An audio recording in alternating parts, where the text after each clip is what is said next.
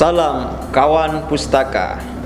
Malam ini saya bermalam di perpustakaan, bukan untuk tinggal, bukan untuk tidur, tetapi saya akan membacakan Anda beberapa sajak dari buku Dari Timur, tulisan pilihan Makassar International Writer Festival MIWF tahun 2019. Buku ini dikuratori oleh 3 orang penulis, yakni M. Aan Mansur, Sinta Febriani, dan Lili Yulianti Parit. Oke, saya akan membacakan puisi pertama, Ashari Ramadana. Kunjungan pribadi. Hari ini aku mengunjungi diri sendiri. Aku membawa puisi dan menyalakannya untuk tahu pasti. Foto apa mesti tinggal dan tanggal di dinding ingatan. Pintu mana harus kutatap dan kututup dari arus deras masa lampau. Jendela siapa akan kubela terbuka, dan padanya jendelaku kurelakan terluka. Aku mengatakan pada diri sendiri, mohon maaf, terima kasih. Mohon maaf untuk seluruh dendam dan penyesalan yang menumpuk bagai sampah basah dan pakaian kumuh. Terima kasih masih kukuh berdiri meski hari penuh huru-hara yang tak selalu bisa kumenangkan.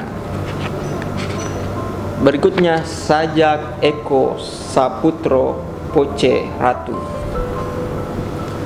Temu bahaya. Aku bisa merasainya, bahaya-bahaya yang datang dari tatapanmu. Mereka seumpama maut namun serupa laut. Kusukai untuk berlayar, jauh pula untuk berlabuh. Gerimis tak cukup banyak malam itu. Perahu berdandang lampu, pulau-pulau mengedipkan mata dari jauh. Aku bisa merasainya, cinta yang berkembang di kelopak matamu. Mereka adalah bunga-bunga tanpa nama yang tidak perlu disebut-sebut dengan mulut.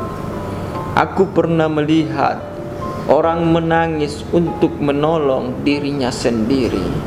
Aku pernah melihat kekhawatiran menancap di dadaku dengan mudahnya ketika kutemukan bayangan di jendela.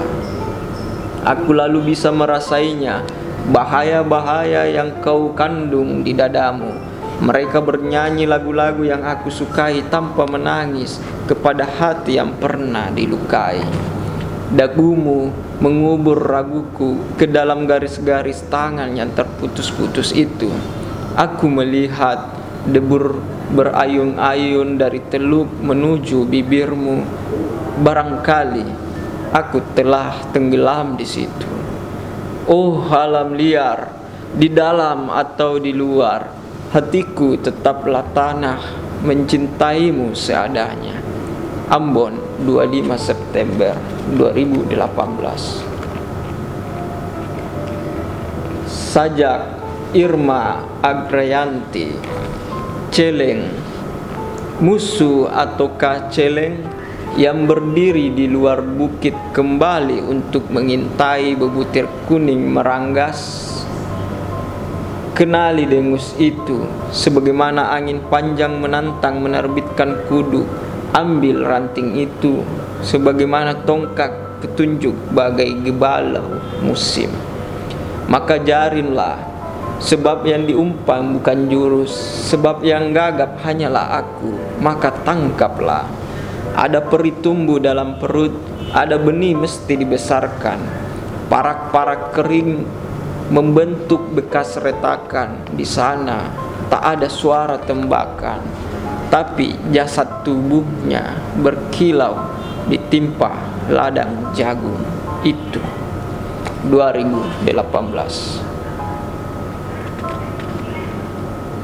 Sajak Rini Irma Yasari.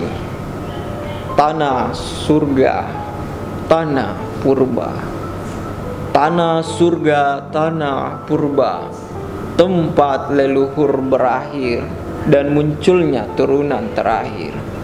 Tanah surga tak terduga, dihinggapi hama-hama terbang bersama hancurkan rumah.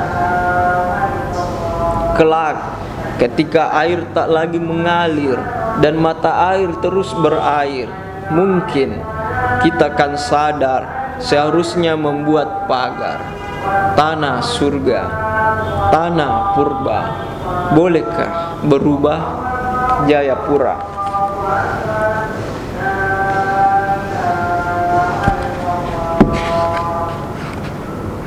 Berikutnya sajak dari Rahmat Hidayat yang melayang dalam dekapan. Peringatan, buka pintumu sebelum meneruskan membaca. Puisi adalah pencuri. Perangkat yang menyamar jadi duka, metafora gamang juga ladang nyawa yang siap dihembuskan. Kau tertidur di setiap inti kata yang tidak mungkin dituliskan pengembara. Mimpi makin jauh, jauh, jauh, jauh, jauh, jauh, jauh dari jangkauan ucapan. Selamat datang. Seperti pagi kian samar ditegakkan sayap rumbia, tapi kau mengerti hujan tak meleleh di sembarang mata. Partitur pemakaman di pucuk dendam, maka kuciptakan pencuri dari tiap kalimat yang tak pernah kau sangka dari sangkar bayangku.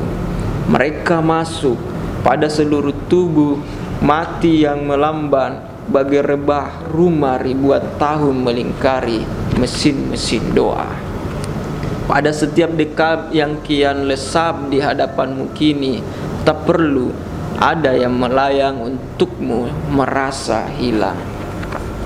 Oke, sekian pembacaan sajak-sajak dari buku ini. Saya harus banyak belajar membaca sajak puisi, dan tentu kalian juga bisa membaca buku ini di Perpustakaan Umum Kabupaten Nrekang. Silakan berkunjung dan nikmati cerpen puisi yang ada di dalam buku ini. Sekian dari saya, tetap membaca, selalu produktif di masa pandemi. Salam kawan pustaka.